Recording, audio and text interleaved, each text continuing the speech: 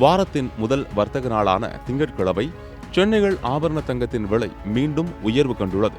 கிராமிற்கு 90 ரூபாய் அதிகரித்ததால் திருமண ஏற்பாட்டில் இருக்கும் குடும்பங்கள், நடுத்தர வர்க்கத்தினர் மற்றும் இல்லத்தரசிகள் கவலையடைந்துள்ளனர்.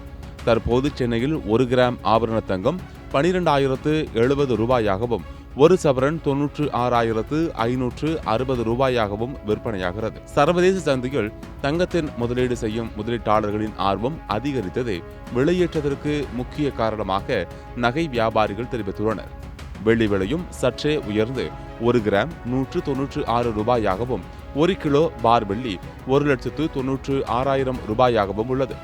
மதுரை, கோவை, தூத்துக்குடி, திருச்சி உள்ளிட்ட நகரங்களிலும் தங்கத்தின் விலை அதே நிலையில் பதிவு செய்யப்பட்டுள்ளது. தங்கத்தை பாதுகாப்பான முதலீடாக கருதும் பழக்கத்தால் விலை உயர்ந்தாலும் மக்கள் திட்டமிட்டு வாங்குவதாக நிபுணர்கள் குறிப்பிடுகின்றனர்.